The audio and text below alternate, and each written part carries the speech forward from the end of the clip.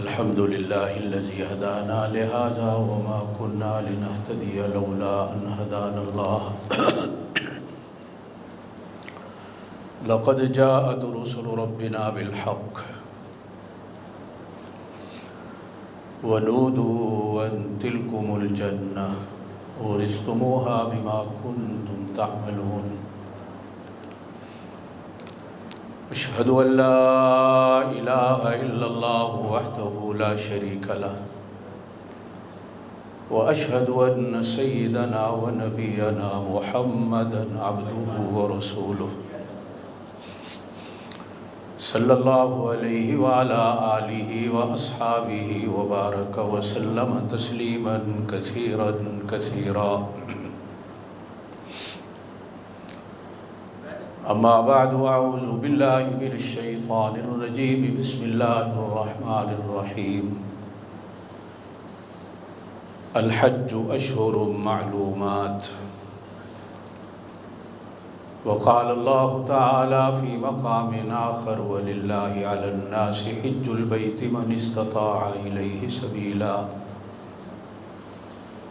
وقال النبي صلى الله عليه وسلم بني الإسلام على 5 شهادة أن لا إله إلا الله وشهادة أن محمد رسول الله وإقام الصلاة وإيتاء الزكاة وصيام رمضان وحج البيت من استطاع إليه سبيلا صدق الله العلي العظيم وبلغنا رسوله النبي الكريم الأمي الأمين ونحن على ذلك لمن الشاهدين والشاكرين والحمد لله رب العالمين اللهم صل على محمد وعلى آل محمد كما صليت على إبراهيم وعلى آل إبراهيم إنك حميد مجيد اللهم بارك على محمد وعلى آل محمد كما باركت على إبراهيم وعلى آل إبراهيم إنك حميد مجيد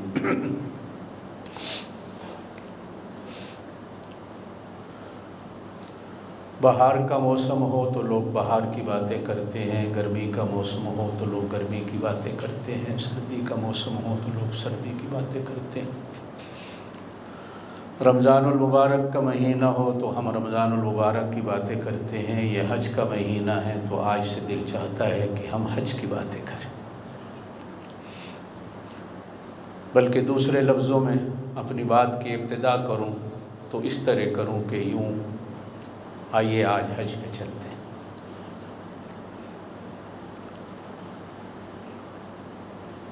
قرآن پاک میں کئی جگہ اللہ تعالیٰ نے حج کا ذکر فرمایا۔ سن 9 ہجری میں آپ صلی اللہ علیہ وسلم کا 9واں سال تھا مدینے میں، حج کی فرضیت کا آرڈر ہوا۔ بعض علماء نے لکھا ہے کہ سن 6 ہجری میں صلح حدیبیہ کے بعد نبی پاک صلی اللہ علیہ وسلم پر حج کی فرضیت کا آرڈر آ گیا تھا، لیکن اعلان آپ صلی اللہ علیہ وسلم نے سن 9 ہجری میں فرمایا۔ ہمارے جیسے کم علم لوگوں کا یہ کہنا ہے کہ اگر سن 6 ہجری میں حج فرض ہو گیا تھا تو اعلان بھی اسی وقت ہو جاتا۔ فرض کے اعلان میں 3 سال تک رکے رہنا، یہ بات سمجھ نہیں آتی۔ سن 9 ہجری میں حج فرض ہوا، لیکن آپ صلی اللہ علیہ وسلم نے سن 10 ہجری میں خود حج فرمایا۔ سن 9 ہجری کے حج کا امیر بنا کر حضرت ابوبکر صدیق رضی اللہ تعالیٰ عنہ کو نبی پاک صلی اللہ علیہ وسلم نے مدینے سے روانہ کر دیا تھا۔ خود آپ صلی اللہ علیہ وسلم سن 10 ہجری میں حج پہ تشریف لے گئے۔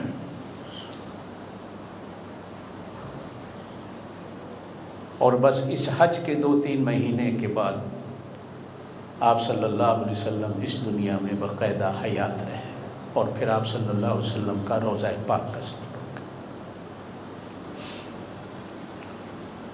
پہلی بات قرآن نے ارشاد فرمائی کہ الحج اشہر معلومات، حج کے مہینے ہر کوئی جانتا ہے، مہینہ نہیں کہا، عربی کے اندر حج کا مہینہ کہا جاتا تو شہر کہا جاتا۔ اللہ نے فرمایا الحج اشہر معلومات، حج کے مہینے معروف و مشہور ہیں، دن بے شک اس کے 5-6 ہیں لیکن مہینے اس کے 2-3 ہیں۔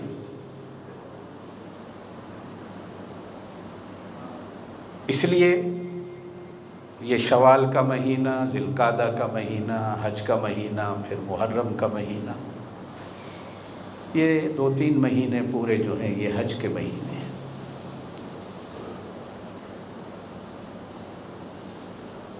یہ 12واں مہینہ جس میں حج ہے اس مہینے کا نام ہی ذوالحج ہے، لکھنے میں ذوالحجہ ہے، پڑھنے میں ذوالحج ہے، حج والا مہینہ۔ چونکہ حج اسلامی کیلنڈر کے 12ویں مہینے میں ہوتا ہے، اس لیے اس مہینے کا نام ہی حج والا مہینہ۔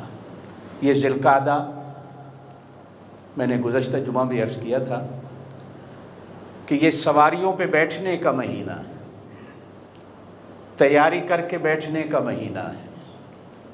اس مہینے میں حاجی حج کے لیے سفر کرتا ہے، پھر مکے پہنچتا ہے، پھر حج کے بعد روانگی کو اختیار کرتا ہے تو محرم کا مہینہ بھی واپسی کے سفر میں لگ جاتا ہے۔ اس لیے یہ 2-3 مہینے عزت، عظمت اور شان والے قرآن کے نظریے کے مطابق ہیں کہ اللہ پاک نے ان مہینوں کو شان دے رکھی ہے۔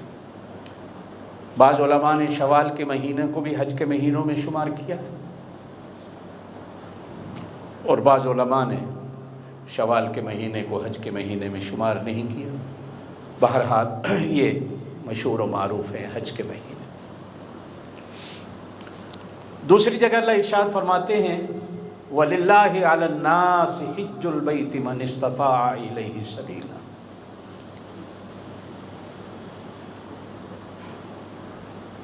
اللہ کے لیے،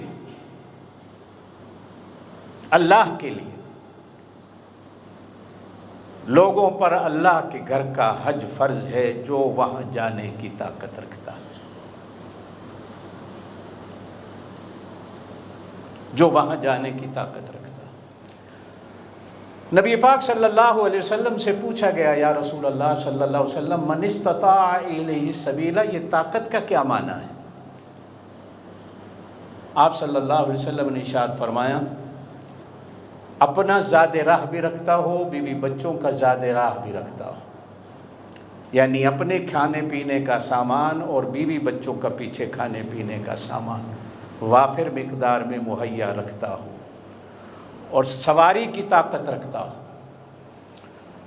وہ سواری جہاز کی ہو، بحری جہاز کی ہو، بس کی ہو، گاڑی کی ہو، موٹر سائیکل کی ہو، کار کی ہو، ٹانگوں کی ہو، گھوڑے کی ہو، اونٹ کی، سواری کی طاقت رکھتا ہے۔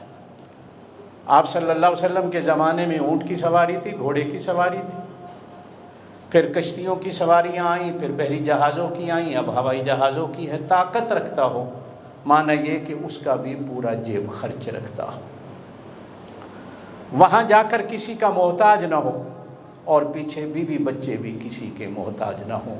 من استطاع الیہ سبیلا کا معنی یہ ہے کہ وہ اپنا پورا جیب خرچ رکھتا ہو۔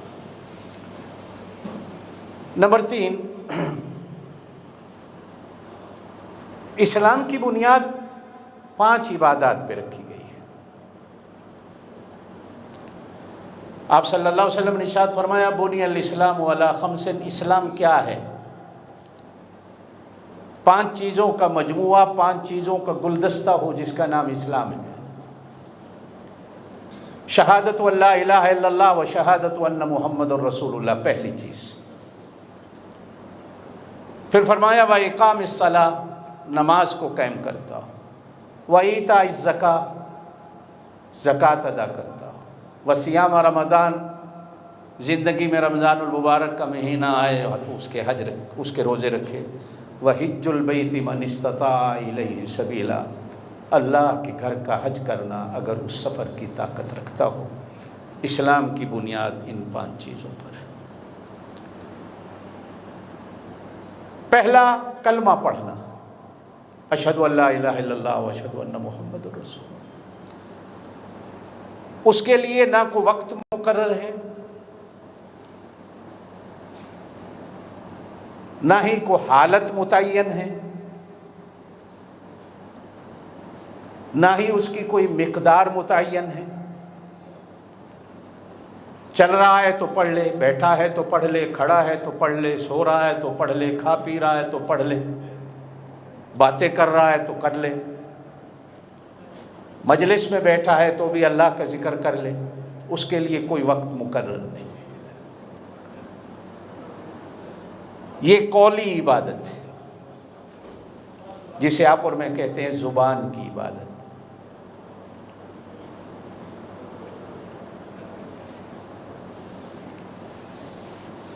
نماز دوسری چیز ہے جس پر اسلام کی بنیاد ہے، یہ جسمانی عبادت ہے، اس کے لیے وقت مقرر ہے، اس کی حدود متعین ہے، اس کی شرطیں متعین ہیں، اس کے حالات اور واقعات متعین ہیں، بندہ حد سے آگے نہیں بڑھ سکتا۔ اگر کوئی کہے کہ میں فجر کی 4 رکعتیں پڑھوں گا تو نہیں، کہے میں ظہر کی 2 رکعتیں پڑھوں گا تو نہیں، کہے کہ صاحب میں آج مغرب کی 4 رکعتیں پڑھوں گا تو نہیں، حد متعین ہے۔ فجر کا وقت فجر میں ہے، ظہر کا ظہر میں ہے، مغرب کا مغرب میں ہے، عصر کا عصر میں ہے، عشاء کا عشاء میں ہے، ایک حدود متعین ہے۔ زکوٰۃ مالی عبادت ہے اور یہ سال کے بعد ہے، اس کی بھی حدود متعین ہے۔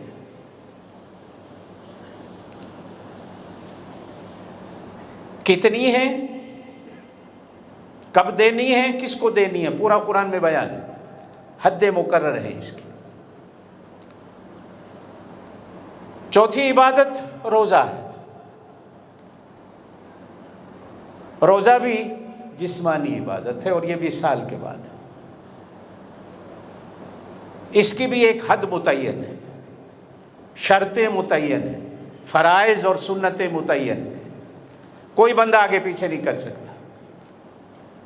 چاند کے شروع ہونے سے شروع کرنا ہے، چاند کے ختم ہونے پہ ختم کرنا ہے، سحری کا ایک وقت مقرر ہے، افطاری کا ایک وقت مقرر ہے۔ ان ساری عبادات میں حج ایک ایسی عبادت ہے جو مجموعہ ہے، گلدستہ ہے، اس میں کلمہ بھی ہے، قولی عبادت، اس میں جسمانی عبادت نماز بھی ہے، روزہ بھی ہے، اور اس میں مالی عبادت بھی ہے۔ مال ہوگا تو حج ہوگا، طاقتور ہوگا تو حج ہوگا، زبان چل رہی ہوگی تو حج ہوگا، تلبیہ پڑھ رہا ہوگا تو حج ہوگا۔ شرائط متعین ہے لیکن یہ ایک گلدستہ ہے، اس کے اندر ساری عبادت موجود ہے۔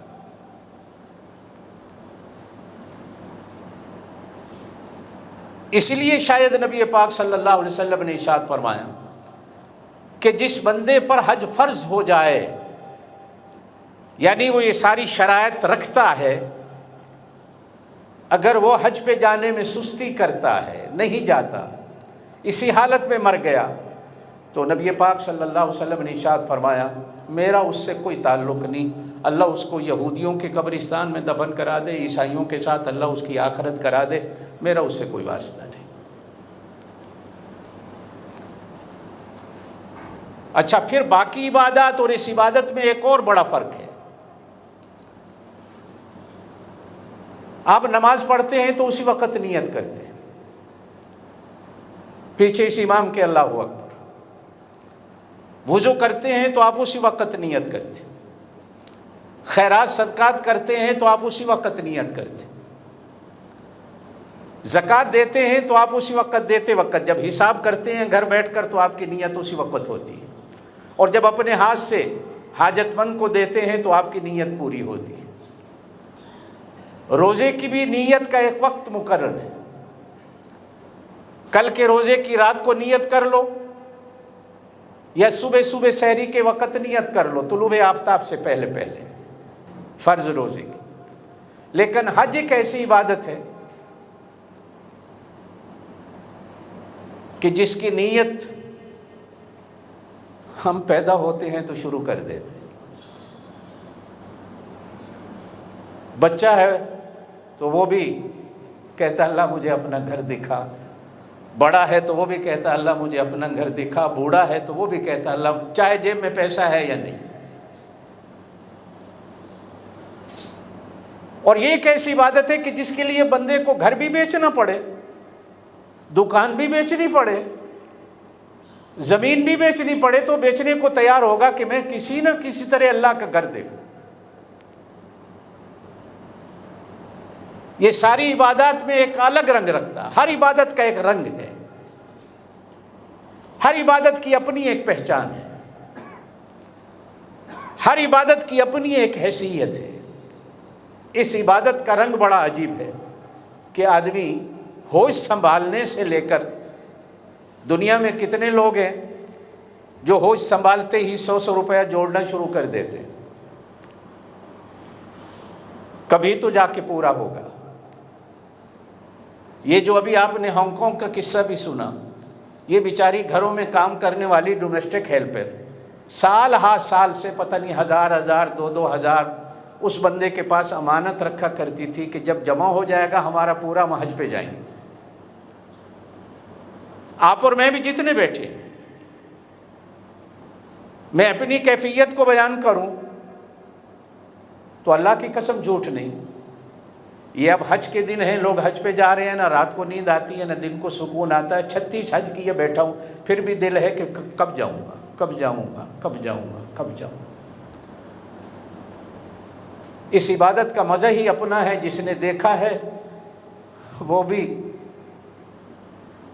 اس کا دل نہیں بھرتا، اور جس نے نہیں کیا اس کا بھی دل نہیں بھرتا۔ سال میں اللہ پاک 5-6 دفعہ عمرے پہ بھی لے جاتا ہے، پھر بھی ہر مہینے 15 دن کے بعد ایک آس رہتی ہے اللہ کب لے جائے۔ ٹی وی کے سامنے بیٹھے بیٹھے کبھی حج کی فلم آ جاتی ہے تو آنسو بہہ پڑتے ہیں کہ اللہ 1 مہینہ 2 مہینے ہو گیا ابھی تک میں تیرے گھر نہیں جا سکا، کہیں یہ میری گناہوں کی شامت تو نہیں کہ میں 2 مہینے ہو گئے تیرا گھر نہیں دیکھ پایا۔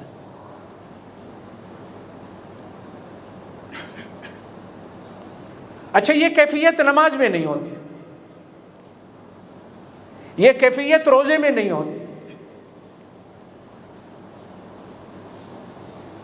بلکہ جیسے ہی روزے ختم ہوتے ہیں تو آپ میں سے ہر بندہ خوش ہوتا ہے، یار شکر ہے بس ہو گئی، تھک گئے تھے۔ اور نماز کی ہماری حالت ہوتی ہے سلام پھیرتے ہیں تو بھاگے، جمعے میں آتے ہیں تو گھڑی پہ گھڑی دیکھتے ہیں کس وقت ٹائم ختم ہوگا مسجد سے نکلے۔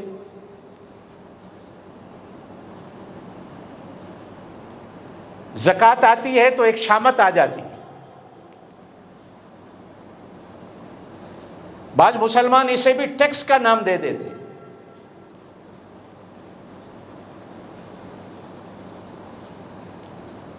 حالانکہ یہ زکوٰۃ ٹیکس نہیں ہوتی، بلکہ اللہ پاک تمہارے مال کو اس سے پاک کرتا ہے۔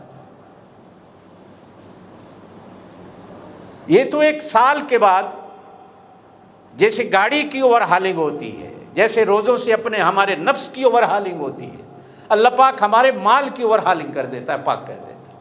مسلمان اسے ٹیکس سمجھتا ہے۔ لیکن حج کیسی عبادت ہے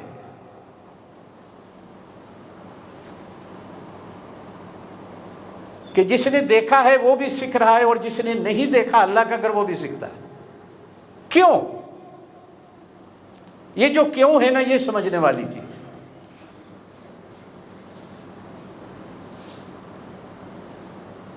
کہ اصل میں کہیں نہ کہیں دل کے اندر یہ چیز ہوتی ہے، مقصد نام زبان پر ہوتا ہے کہ وہ گھر دیکھنا ہے جدھر میں منہ کر کے نماز پڑھتا ہوں، لیکن کہیں نہ کہیں دل میں دھڑکن میں ایک تار ایسی ہوتی ہے جو کھڑکتی ہے کہ نہیں، میں اس گھر والے کو دیکھنا۔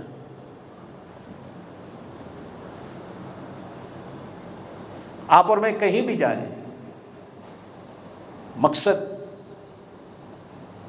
کوئی گھر دکھتا ہے تو دل کرتا ہے کہ گھر والے کو دیکھوں کہ یہ گھر بنانے والا کیسا ہے۔ اور وہ خوبصورت اتنا ہے، وہ خوبصورت اتنا ہے کہ جب اس کی خوبصورتی پر نظر پڑتی ہے تو دل کہتا ہے کہ اس گھر والا کتنا خوبصورت ہوگا، کاش کہ مجھے کہیں اس کی جھلک نظر آ جائے۔ حضرت بایزید بستامی رحمۃ اللہ فرماتی ہے میں حج پہ گیا تو حج کے بعد اپنے دل کی کیفیت کو بیان کیا کہ مزہ نہیں آیا۔ کسی نے پوچھا حضرت مزہ کیوں نہیں ہے؟ کہا میں تو دیکھنے اس کو گیا تھا جس کا گھر ہے، لیکن وہ کالا کوٹھا ہی نظر آیا۔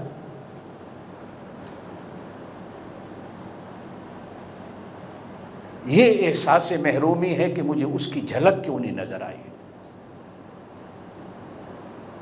اگر کوٹھا ہی دیکھنے تھا تو یہاں بغداد میں تھوڑے کوٹھے ہیں، یہاں تھوڑے مکان ہیں۔ مزہ نہیں آیا۔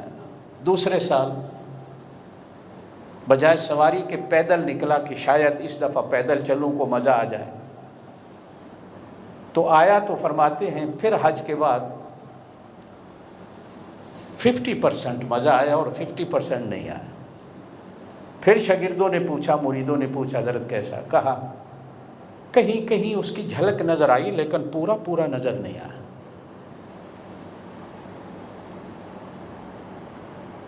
اگر چلمن سے پردہ ہٹ جاتا، اگر وہ کھڑکی سے پورا پردہ ہٹ جاتا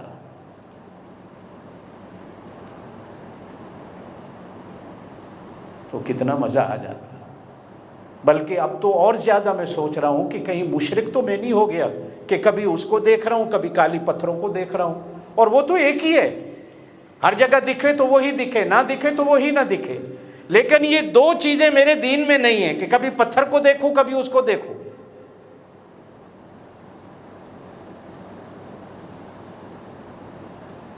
کبھی اس کو دیکھوں کبھی تجھے دیکھوں، تو محبت میں مزہ کیا ہے؟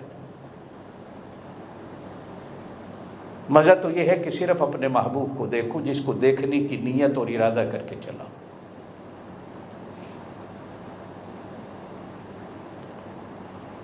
پھر میں تیسرے سال آیا، اور تیسرے سال آنے پر میری حالت یہ تھی کہ پیدل چلا اور ہر قدم پر سجدہ کیا، مہینے لگے آتے آتے کہ شاید میں اپنی منزل کو پالوں، کہ اس کالے غلاف کے پردوں کی اوٹ میں وہی خود مجھے نظر آ جائے۔ تو کہتے ہیں پھر تیسرے سال مزہ ہی مزہ آ گیا کہ پھر جہاں نظر اٹھائی وہی نظر آیا، پھر جہاں دیکھا وہی نظر آیا، پھر پردے نہ رہے، پھر حقیقت میرے سامنے آئی۔ یہ شوق، یہ محبت، ایک وجہ تو یہ، اور دوسری وجہ جب آپ اور میں سنتے ہیں کہ نبی پاک صلی اللہ علیہ وسلم نے ارشاد فرمایا دنیا میں اللہ کا کوئی پیغمبر ایسا نہیں گزرا جس نے اس گھر کا حج نہیں کیا۔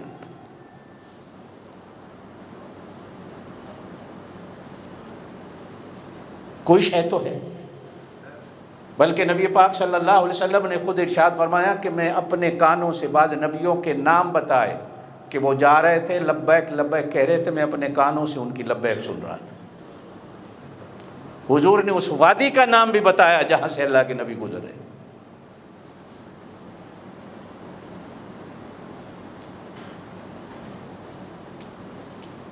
اور پھر تیسری چیز قرآن کہتا ہے ان اول بیت وضع للناس للذی ببکۃ مبارکا وہدی للعالمین فیہ آیات بینات مقام ابراہیم ومن دخلہ کان آمنا۔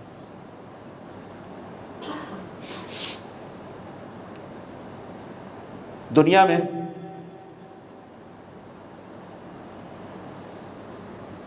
زمین پر پہلا یہ گھر ہے، پہلا گھر۔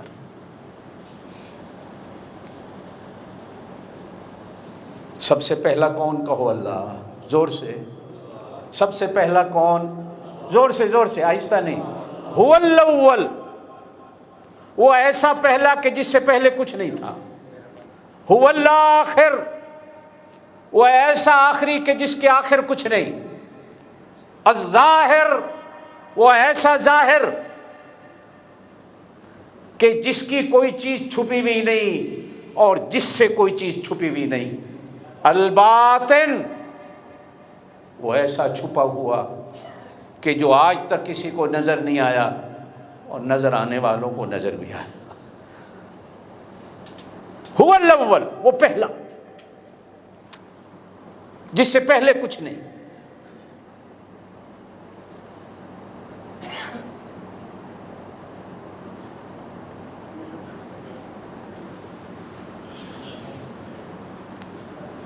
پھر اس کا گھر بھی پہلا ہی ہونا چاہیے اور اس کا گھر ہی آخری ہونا چاہیے۔ دنیا میں سب سے زیادہ ظاہر بھی اسی کا گھر ہونا چاہیے اور سب سے زیادہ پوشیدہ بھی اسی کا گھر ہونا چاہیے۔ نبی پاک صلی اللہ علیہ وسلم نے ارشاد فرمایا، ساری زمین پر پانی تھا، ساری زمین پر پانی،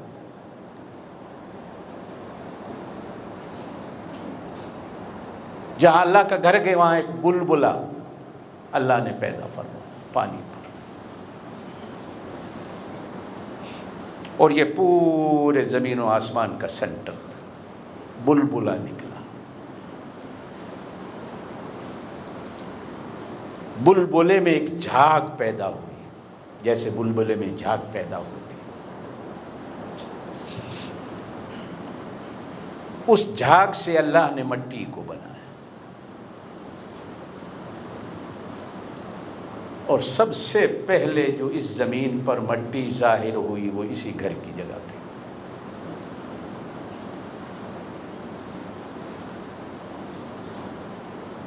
پھر اللہ پاک نے پانی کو حکم دیا تو پانی ہٹتا چلا گیا، ہٹتا چلا گیا، پھر زمین بنتی چلی گئی۔ آج بھی زمین پر 3 حصے پانی ہیں اور ایک حصہ زمین خشک ہے جس پر انسان آباد ہے۔ ابھی بھی زمین کے کتنے ایسے حصے ہیں جو انسان کے علم اور انسان کی نظروں میں نہیں آ سکے، اور سمندروں کے بھی کتنے حصے ہیں جو آج تک انسانوں کی نظروں میں نہیں آ سکے۔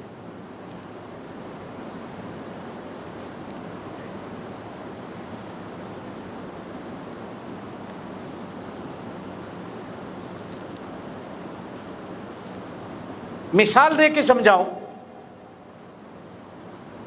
کہ اللہ کی کرسی سے اللہ کی رحمتوں کا ایک پرنالہ بہا، اور وہ پرنالہ اسی جگہ پر آ کر اپنا پانی برساتا رہا۔ یہ اس کی تحت الثری تک انتہا تھی، ابتدا عرش معلیٰ سے تھی اور تحت الثری تک اس کی انتہا تھی۔ وہ یہی جگہ ہے جہاں پہ پرنالہ برستا رہا۔ دوسری مثال یوں سمجھاؤں کہ گویا کہ اللہ کے عرش پر ایک آئینہ ہے،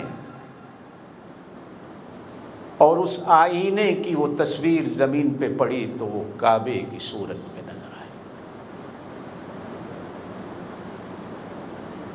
آدم علیہ السلام کو اللہ پاک نے سارے کرۂ ارض کا ذرہ ذرہ زمین کا ملایا اور خصوصی اس جگہ کی مٹی لی، اور آدم علیہ السلام کا میرے اللہ نے وجود بنایا، جو قرآن میں آتا ہے کہ ہم نے مٹی سے بنایا۔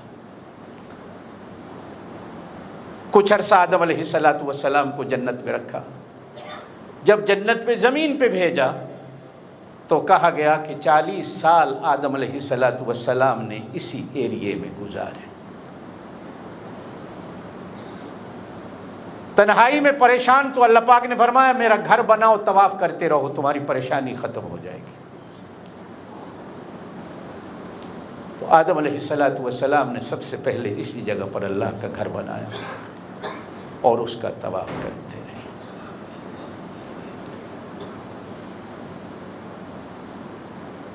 چالیس سال کے بعد اللہ پاک نے آدم علیہ السلام ہی کو فرمایا کہ مسجد اقصیٰ کی بنیاد رکھو۔ توجہ سے میری بات یہ سننا، میں آپ کو سمجھا رہا ہوں۔ حضور صلی اللہ علیہ وسلم سے پوچھا گیا، یا رسول اللہ صلی اللہ علیہ وسلم اس زمین پر سب سے پہلی مسجد کون سی بنی؟ حضور نے فرمایا مسجد حرام۔ پوچھنے والے نے پھر پوچھا کہ دوسری مسجد کون سی بنی؟ فرمایا مسجد اقصیٰ۔ پوچھنے والے نے پوچھا دونوں کے درمیان میں فاصلہ کتنا ہے؟ میرے نبی نے فرمایا 40 سال کا۔ پوچھنے والے نے پوچھا تیسری مسجد دنیا میں کون سی؟ بنی تو فرمایا مسجدی وہ میری مسجد. کہہ دو سبحان اللہ. گنگے ہو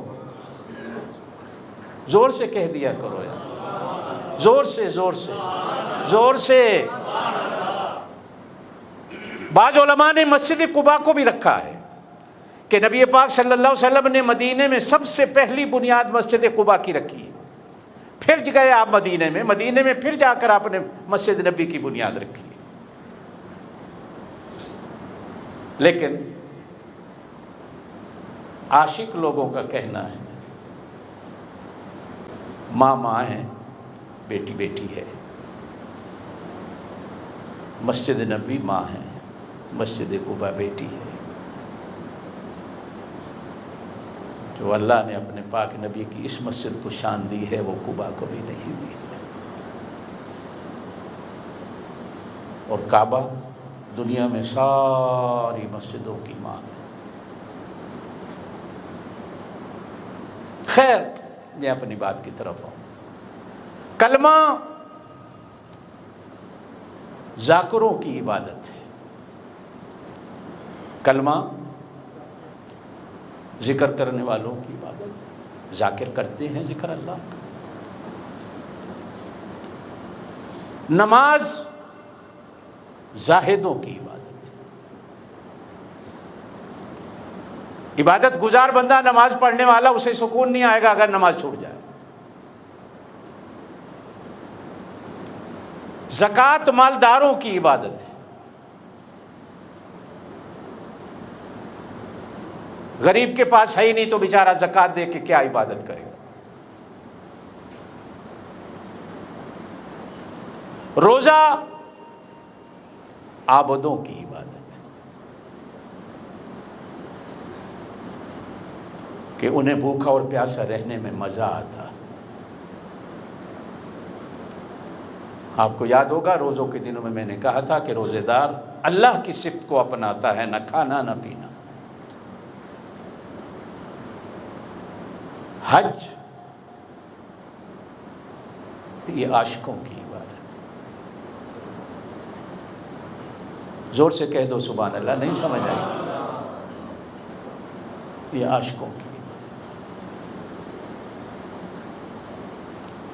پہلے قدم سے لے کر آخری قدم پر حج نام ہی عشق کا. ہر نبی میرے اللہ کا عاشق تھا, کہو بے شک.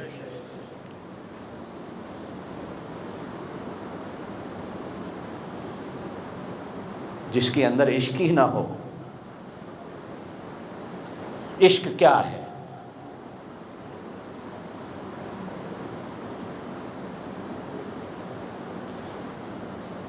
وہ کوئی آدمی اس پرندے سے پوچھے جو رات کو بتی پہ لائٹ پر جل کے مر جاتا.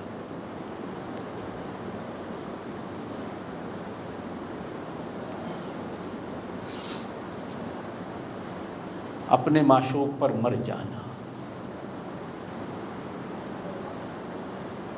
کٹ مرنا. اس نے کہا یوں چل تو یوں چلنا, اس نے کہا یوں چل تو یوں چلنا ہے. اس نے کہا کہ صاحب پہاڑ کے اندر دودھ کی نہر نکال دے. کملے کو پتہ بھی تھا کہ کبھی پہاڑوں سے بھی دودھ کی نہر نکلتی. کس سے پڑھے ہیں نا, ڈراموں فلموں میں بھی دیکھے ہیں آپ نے, ہم نے تو پڑھا ہے. شیری نے فرحات سے کہا کہ اگر مجھے حاصل کرنا ہے تو اس پہاڑ سے دودھ کی نہر نکال. کدال لے کے پہاڑ کو کھودنے کھڑا ہو گیا. کسی نے کہا پاگل, کبھی پہاڑوں سے بھی دودھ نکلا؟ اس نے کہا پتہ ہے مجھے نہیں نکلتا, لیکن میرے معشوق کا آرڈر ہے. کیا پتہ نکلا؟ نکلنا کیا تھا؟ وہ بھی مر گیا, وہ بھی مر گئی. یہ قصے کہانیاں ہیں تو نقلی, بناوٹی, انسانوں اور نوجوانوں کے ذہنوں کو خراب کرنے کے لیے یہ ناول, یہ ڈائجسٹ, یہ کیا ہیں؟ اچھا خاصا نوجوان ڈائجسٹ پڑھنے کے بعد شام کو پاگل نظر آتا ہے.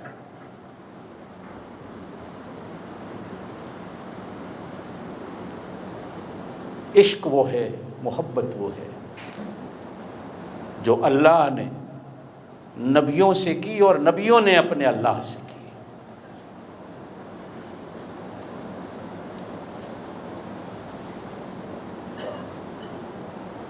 ایک اللہ کے نبی ہیں جن کی طرف پورا حج منقول ہے، پورے حج کی دلیل ہی ہم انہی کے نام پہ دیتے ہیں، پورا حج کا مسئلہ ہی انہی کے نام پہ ہے، بلکہ ہمارے لیے اللہ کے گھر کو بنانے والے بھی وہی ہیں اور حج کے طریقے بھی اللہ انہی کو سکھانے والے ہیں۔ وَلَقَدْ آتَيْنَا إِبْرَاهِيمَ رُشْدَهُ مِنْ قَبْلُ، نہ جوانی کا قصہ نہ بڑھاپے کا قصہ، اللہ کہتے ہیں چھوٹا سا تھا وہ میرا نبی، وَلَقَدْ آتَيْنَا إِبْرَاهِيمَ۔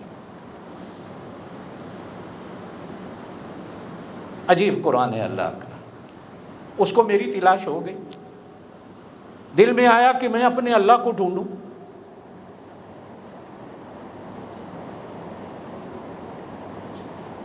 وَإِذْ قَالَ إِبْرَاهِيمُ لِأَبِيهِ آزَرَ أَتَتَّخِذُ أَصْنَامًا آلِهَةً إِنِّي أَرَاكَ وَقَوْمَكَ۔ ابا ایک ہی ہتھا نال بنا کے بیچنا ہے، لوگ پھر انہیں کو پوجا کرتے ہیں، بھلا ہاتھ کے بنائے ہوئے بھی کبھی خدا ہوئے؟ اللہ تو ابا تو بھی بے وقوف ہے اور یہ قوم بھی بے وقوف۔ یہ بچپن ہے،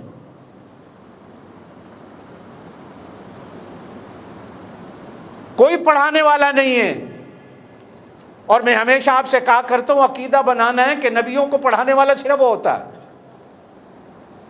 جو کسی درسگاہ میں جا کے پڑھے، وہ نبی نہیں ہوتا۔ نبی وہ ہوتا ہے جو صرف اللہ سے پڑھتا۔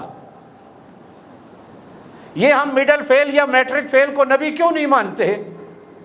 مرزا غلام احمد قادیانی کو جہاں اور دلائل ہیں، ایک دلیل یہ بھی ہے کہ یہ تو اسکول میں جا کر تختیاں لکھتا رہا، کاپیاں لکھتا رہا، نبی نہ لکھتا ہے نہ کسی سے پڑھتا ہے نہ کسی کے آگے جھکتا ہے، میرا اللہ لکھاتا ہے، میرا اللہ پڑھاتا ہے۔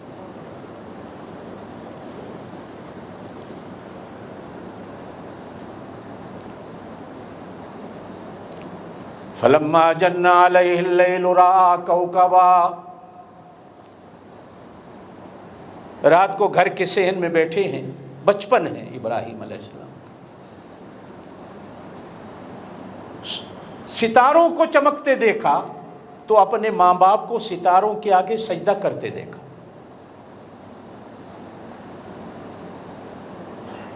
بیٹھے ہیں، کھڑے ہیں، دیکھتے رہ گئے کہ اماں ابا کیا کر رہا ہے۔ جب انہوں نے سجدوں سے سر اٹھایا تو چھوٹا سا اللہ کا نبی بولا فَلَمَّا أَفَلَ قَالَ لَا أُحِبُّ الْآفِلِينَ۔ ایک ویلا آیا کہ ستارے بستر گول کرنے لگے تو بچہ ہو کر بولنے لگا کہ جو اپنے بسترے گول کر جائیں کسی اور بڑے کے آنے پر وہ بھی کبھی خدا ہو سکتے ہیں۔ فَلَمَّا رَأَى الْقَمَرَ بَازِغًا، آدھی رات کو چاند نکلا، ستاروں کی روشنیاں تو ماند پڑ گئیں چاند کی روشنی کے آگے۔ اب ماں باپ کو، بستی والوں کو، گھر والوں کو دیکھا کہ چاند کے آگے سجدہ ریز ہو گئے۔ لیکن جب صبح سویرے سورج نکلا تو چاند نے بھی اپنا بستر لپیٹا۔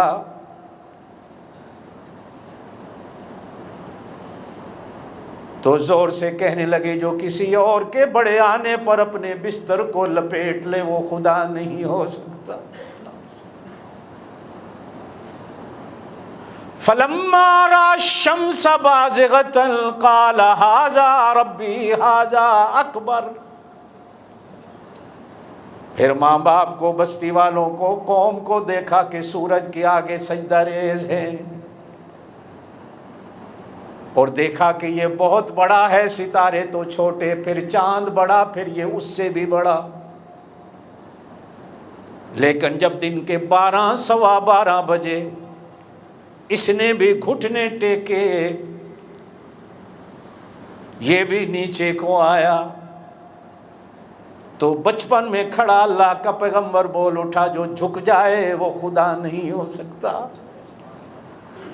پھر خود ہی بولے انی وجہت وجہی للذی فطر السماوات والارض حنیفا وما انا من المشرکین۔ نہ میں نے ستاروں کی طرف منہ کیا، نہ میں نے چاند کی طرف منہ کیا، نہ میں نے سورج کی طرف منہ کیا، میں نے تو اس ذات کی طرف نہ منہ پھیرا جس نے ستاروں کو چمک دے دی، جس نے چاند کو دمک دے دی، جس نے سورج کو روشنیاں اور شعاعیں دے دی، جس نے آسمانوں کو پھیلا دیا، جس نے زمینوں کو بچھا دیا۔ جو چھپ جائے وہ خدا نہیں، جس کی روشنی گھٹ جائے وہ خدا نہیں۔ بادل آ جائیں تو روشنیاں ختم ہو جائیں، میں کیوں نہ اس ذات کے آگے اپنا سر جھکاؤں کہ جس کی روشنی اور نور کو نہ کوئی بادل، نہ کوئی آندھی، نہ کوئی طوفان روک۔ وَلَقَدْ آتَيْنَا إِبْرَاهِيمَ رُشْدَهُ، ہم نے بچپن میں ابراہیم کو عقل دے دی تھی۔ اور ہر نبی کو اللہ بچپن میں عقل دیتا ہے، یاد رکھنا۔ نبی کی بچپن بھی عقل کی دنیا کے بڑوں کی عقلوں سے اوپر ہوتی ہے، اس لیے کہ اس نے نبی بننا ہوتا ہے اللہ کا، اس نے لوگوں کو اللہ کا پیغام دینا ہوتا ہے۔ زور سے کہو، اللہ کا ہر نبی عقل مند، بچپن سے لے کر جوانی تک، جوانی سے لے کر اس دنیا میں رہنے تک نبی کی عقل کا مقابلہ نہیں۔ یہ آج دنیا جتنی باتیں آپ کے سامنے ظاہر کر رہی ہے تو 1400 سال پہلے ہمارے نبی کہہ گئے تھے۔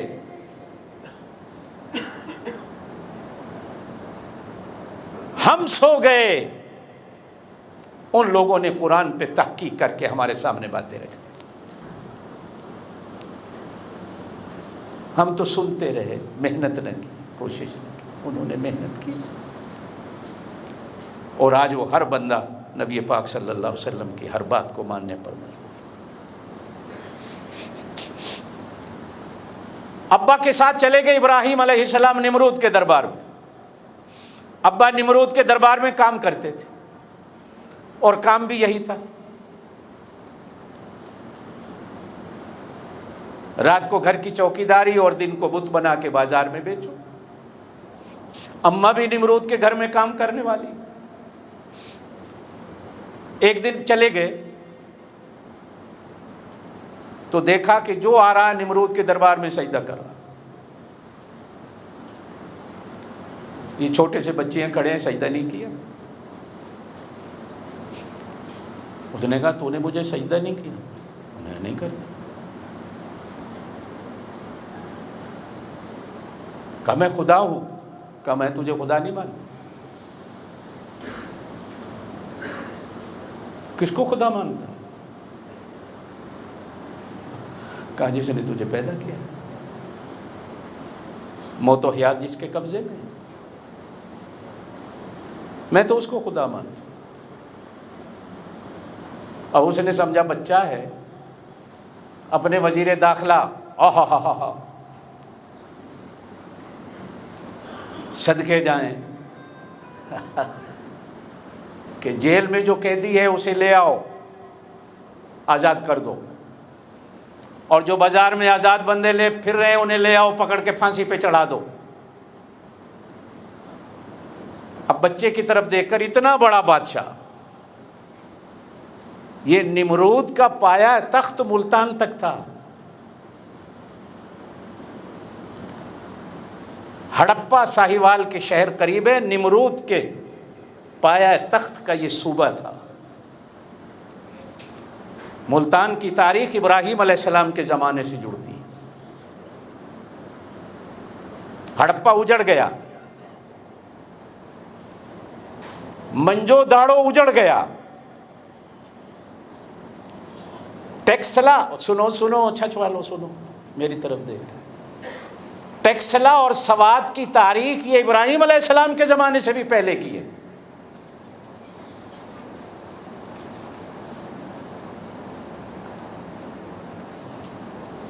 تاریخ نے تو اب آ کے ہم نے پڑھا نا، شیر شاہ سوری کے زمانے میں ٹیکسلا کیا تھا۔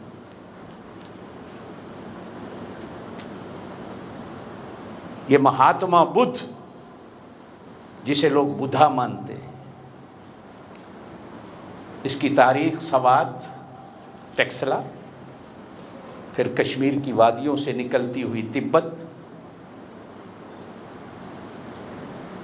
گلگت بلتستان سے تبت اور نیپال سے ہوتی ہوئی یہ برما، اور پھر یہ دنیا میں جاپان اور کوریا تک پھیلی۔ یہ اس سے بھی پہلے کا ہے۔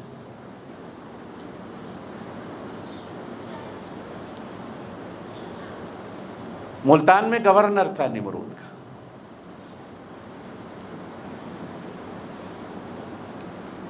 ٹیکسلا بھی اجڑ گیا۔ یہ وہ ٹیکسلا نہیں ہے جو جہاں آج آپ کو لنگریاں ملتی ہیں، نہ یہ وہ اس جگہ پہ ہے۔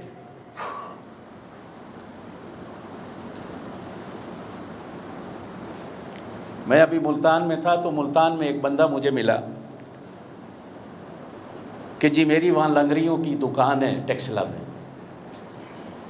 میں نے کہا یار بتا کس نام سے ہے؟ ہمارے تو چاچی جتنے ہانگ کانگ آتے ہیں وہاں سے لنگریاں لاتے ہیں مصالحہ کوٹنے کے لیے، تو چلو تیری بزنس ہو جائے گی، میں جمعے میں تیری دکان کا اعلان کرتا ہوں۔ وہ اجڑ گئی چیزیں، لیکن ملتان آج تک اللہ نے آباد رکھا ہے، صرف اس لیے کہ ملتان ولیوں کی نگری ہے، علماء کی نگری ہے۔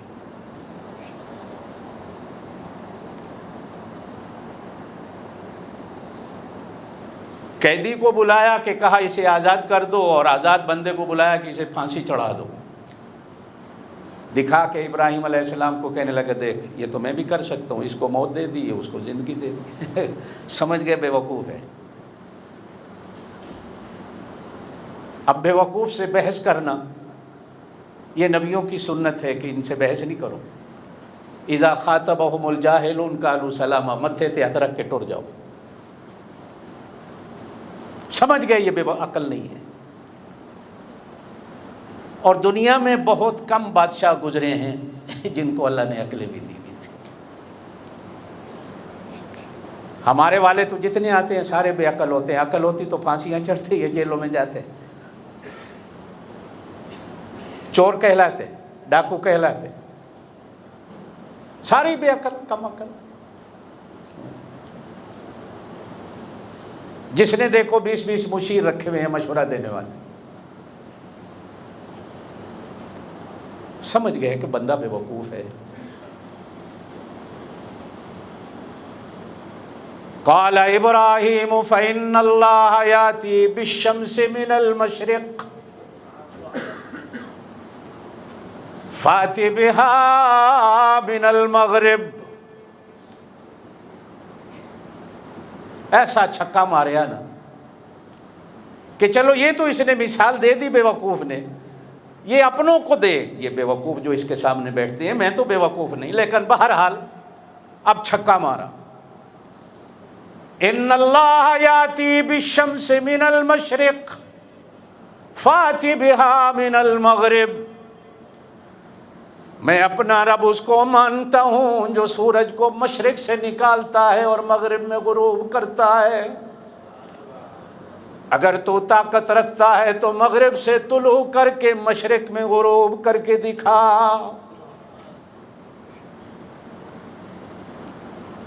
قرآن کہتا ہے فَبُہِتَ الَّذِي كَفَرَ،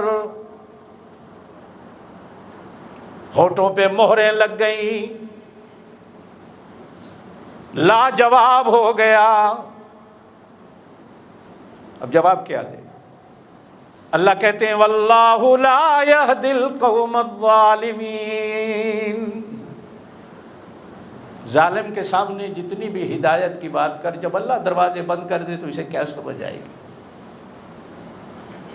وَلَقَدْ آتَيْنَا إِبْرَاهِيمَ رُشْدَهُ مِن قَبْلُ وَكُنَّا بِهِ عَالِمِينَ۔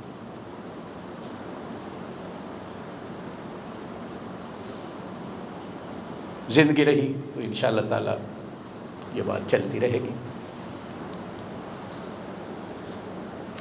ہمارے دوست بھی ہیں، ہمارے مدرسے کے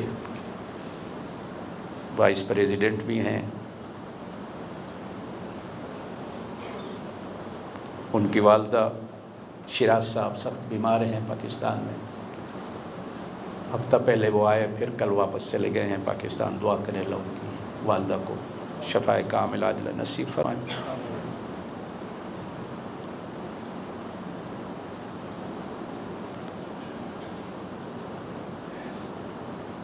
بیماروں کی شفا کی دعا کے لیے لکھا ہوا ہے، بیوی کے لیے دعا کریں۔ شاہین کس نے لکھا ہے؟ آپ کے آج کافی سارے بیماروں کے نام لکھے ہیں، ان کے لیے دعا کریں۔ میں نے سمجھا اپنے بنگلہ دیشی بھائی ہیں، ان کی دعا کے لیے کہا گیا۔ اللہ شفا نصیب فرمائے۔ میں نے گزشتہ جمعہ بھی اعلان کیا تھا، آج پھر کر رہا ہوں، آپ حضرات کو یاد دلاؤں۔ 11 جون یہ آنے والی اتوار نہیں، اس سے آگے آنے والی اتوار ہمارا جو سالانہ بچوں کا سرٹیفکیٹ دینے کا پروگرام ہوتا ہے، انشاءاللہ وہ پروگرام ہوگا۔